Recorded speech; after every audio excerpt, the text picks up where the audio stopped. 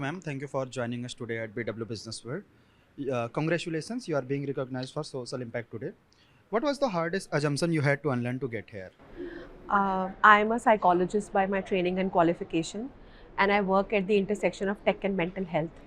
I think the biggest assumption that I had to unlearn um, uh, for past many years is that everything that is in the books can be translated into action as is. ऐसा नहीं है. When we go on the field, there are many things where we have to unlearn everything we have learned and learn from the people we work with. वो learnings लेके आना वापस और फिर products design करना is my biggest learning. So the next question is, in social impact, scale often comes at cost of empathy. Can technology truly scale compassion or does it risk standardizing human problems? Very good question actually, because social impact is all about empathy. Without empathy, we cannot think of impact at any level, because impact means change, and to drive change we need to have empathy, whether it's delivered via tech, whether it's delivered via people, whether it's delivered in terms of how funding happens, without thinking of what is the problem that the beneficiary or the user is going through, without coming at their level, without stepping into their shoes and understanding their concerns, impact cannot happen, change cannot happen.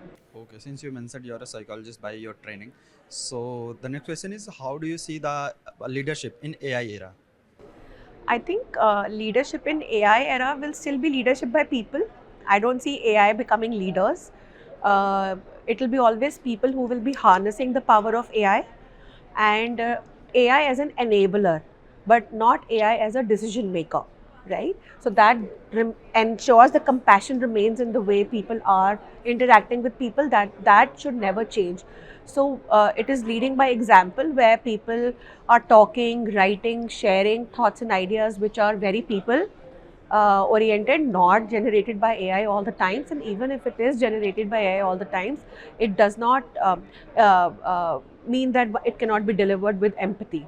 So I think empathy, like you have been asking me, as a, almost as a key marker, whether it's for impact, whether it's for compassion, is the key marker even for leadership in the AI era. If that's compromised, everything is Ma'am, compromised. one follow-up question to this. So, how do you see the changing role of decision making in top leaderships when the AI is a tool people are working with, especially the leaders in industry? So, how do you see that it is impacting decision making, or what are the challenges?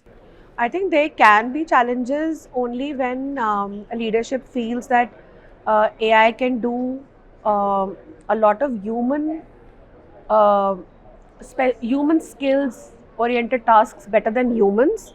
That's when I think there will be a problem in terms of decision making with regards to, say, providing feedbacks to individuals, or for thinking of who is capable for a certain job or not capable for a certain job. So I think only things which can be automated very quickly, or things which where we first use calculators.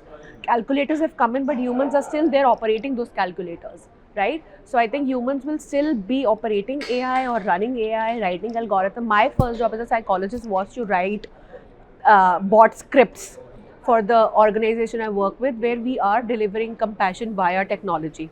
It is a mental health chatbot that we have created. Okay, thank you, ma'am. Thank you for your Okay, time. thank you. Ma'am, bye.